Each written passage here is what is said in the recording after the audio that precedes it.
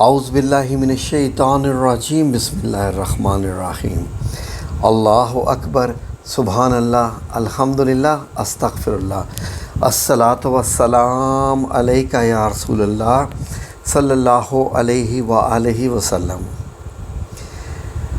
ناظرین، ان دنوں آپ نے خبر سنی ہوگی کہ سویڈن میں جو ثم نعوذ باللہ ثم معاذ اللہ کہ یہودیوں نے یا کرسچن نے یا جس نے بھی جو ہے وہ قرآن مجید کو جو ہے وہ جلایا ہے، اور اس وقت جب کہ عید الاضحیٰ کی نماز ادا کی جا رہی تھی۔ تو ناظرین، اس بارے میں مسلمانوں کا غم و غصہ آنا اپنی جگہ پر حق بجانب ہے۔ تو ناظرین، سمجھنے کی ضرورت یہ ہے کہ ایسا کون لوگ کرتا ہے، یہ لوگ ایسا کیوں کرتے ہیں؟ کیا یہ نہیں جانتے کہ قرآن مجید کیا ہے، ان کا رب کون ہے جو ان کو پالتا ہے؟ یہ سب جانتے ہیں، یہ سب کچھ جانتے ہیں اور یہ حقیقت پورے طریقے سے جانتے ہیں۔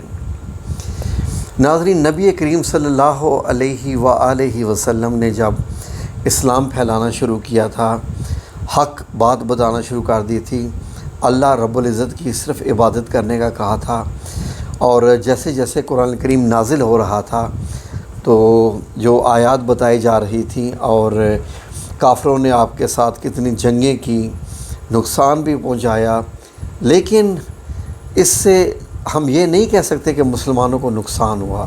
وہ ان کے اوپر آزمائش تھی۔ ناظرین، ان کے اوپر جو آزمائش تھی وہ اس پہ پورا اترے، اور انہوں نے اپنے درجات ہمیشہ کے لیے بلند کر دیے۔ ناظرین، کیا وجہ ہے کہ آج 1400 سال گزرنے کے بعد بھی، یعنی 1444 سن اس وقت جاری ہے ہجری کا، ہم حضرت ابوبکر صدیق رضی اللہ عنہ، حضرت عمر فاروق رضی اللہ عنہ، حضرت عثمان غنی رضی اللہ عنہ، حضرت علی کرم اللہ وجہہ، حضرت عبد الرحمن بن عوف، حضرت بلال حبشی، کتنے یہ سارے صحابہ کرام ہیں، ہم سب کو کیسے ناموں سے پکارتے رہتے ہیں۔ ان کے درجات کا آپ اندازہ کر سکتے ہیں ناظرین، کہ قیامت تک یہ بڑے بڑے نام، یہ ایسے نام کیسے پکارے جائیں گے۔ اور ناظرین، اللہ رب العزت نے تو فرمایا ہوا ہے کہ ہم نے یہ قرآن کریم کو نازل کیا اور ہم ہی اس کی حفاظت کرنے والے ہیں۔ تو مجھے اس موقع پہ سورہ الحج کی ایک آیت جو ہے وہ یاد آ رہی ہے، جو آیت نمبر 15 ہے، اور اس کے ساتھ ایک اور بھی آیت ہے جو کہ آیت نمبر 16 ہے۔ تو ناظرین، وہ لوگ جو اسلام کا غلبہ دیکھ کر، اسلام کو پھیلتا ہوا دیکھ کر، اسلام کی حقیقت کو جان کر، جو کہ اپنی حسد میں، جیلسی میں، اپنے غصے میں جو مسلمانوں کو نقصان پہنچانا چاہتے ہیں، وہ اس طرح کے جو حربے آزماتے رہتے ہیں، کبھی کارٹونز بناتے ہیں، کبھی کچھ بناتے ہیں۔ تو ناظرین، ان سے ہی ملتا جلتا ایک موضوع ہے سورہ الحج کی آیت کا، میں ترجمہ آپ کی خدمت میں پیش کر رہا ہوں لفظ بہ لفظ، آیت نمبر 15 اور آیت نمبر 16 کا صرف ترجمہ آپ کی خدمت میں پیش ہے، آپ کو پوری بات سمجھ آ جائے گی۔ غور سے سنیے ناظرین۔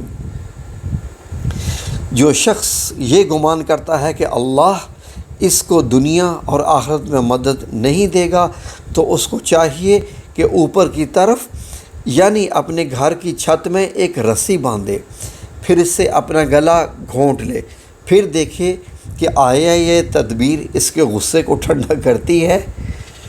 اور اسی طرح ہم نے اس قرآن کو اتارا ہے جس کی تمام باتیں کھلی ہوئی ہیں، اور یہ یاد رکھو کہ اللہ جس کو چاہتا ہے ہدایت دیتا ہے۔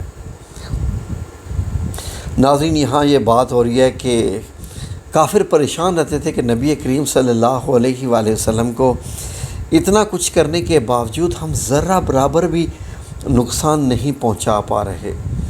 اس کے بعد بھی صحابہ کرام نے بھی، حضرت عمر فاروق کا دور دیکھیے، اس کے بعد کتنے مسلمان حکمران آئے، سب نے کیا کتنی فتوحات کی، اور اسلام کہاں مکہ المکرمہ کی سرزمین سے چلا، خانہ کعبہ کی اس حرم میں جو ہے اس حرم سے چلا، اور آج دنیا کے کتنے ممالک، ادھر انڈونیشیا دنیا کا سب سے بڑا مسلمانوں کا ملک، وہاں سے اگر یورپ میں جائیں تو اسپین جو ہے وہ قرطبہ تک مسلمانوں کی حکومت رکھی، فارس، اور اس کے بعد پھر کتنی رشین سٹیٹس بھی۔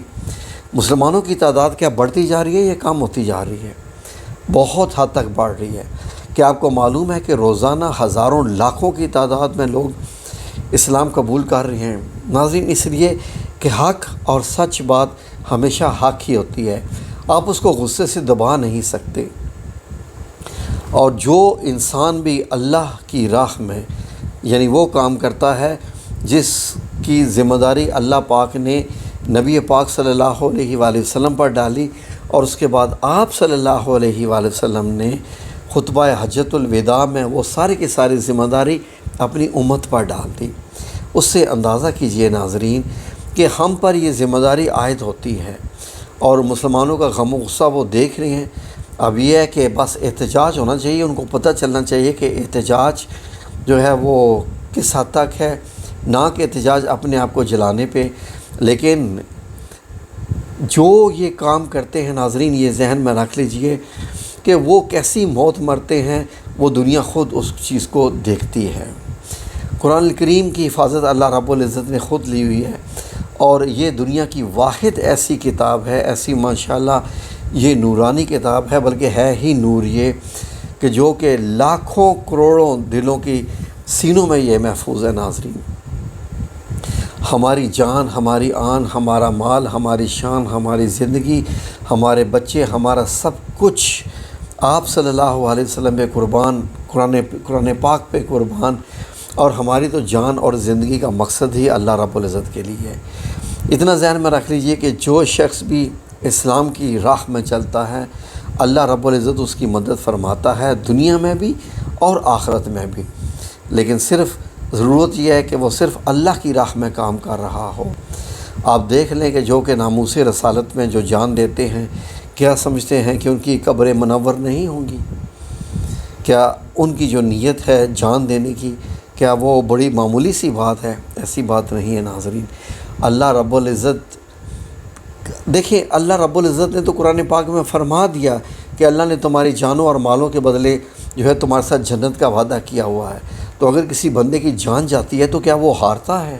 نہیں، اس نے تو اپنی جان قربان کر کے جنت خرید لی، اس نے تو اللہ رب العزت کی جو ہے وہ رضا حاصل کر لی۔ تو ناظرین، یہ کچھ بھی کر لے، کیسا بھی کر لے، یہ اس کے سوا اور کچھ بھی نہیں کر سکتے، اور ان پر اللہ رب العزت کی طرف سے جو عذاب ہے وہ تو آنا ہی ہے۔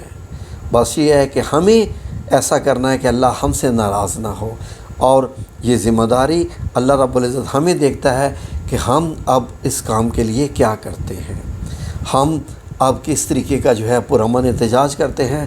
اور اس کا احتجاج کا سب سے بہترین طریقہ میں کیا سمجھتا ہوں کہ قرآن پاک کی تلاوت شروع کر دیجیے، زیادہ سے زیادہ۔ میں تو کہتا ہوں کہ قرآن پاک کو لگا دیجیے، زیادہ سے زیادہ تلاوت کریں۔ جہاں پر یہ جو ہے وہ ایسی حرکت کی گئی ہے وہاں پر چلائیں، کھلی فضاؤں میں اس کی تلاوت کو چلائیں، اور زیادہ چلائیں۔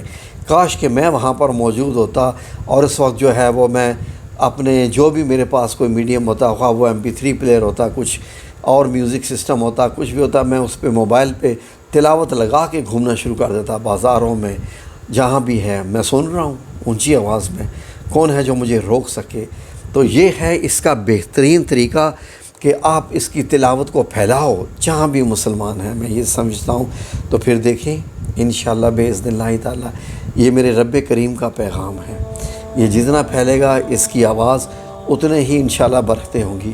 بڑا پیارا یہ ایک طریقہ ہے اس کا ریئیکشن دینے کا، پرامن اور خالص اللہ کی آواز پھیلا دو اب دنیا میں، اس سے اچھی اور کیا بات ہے؟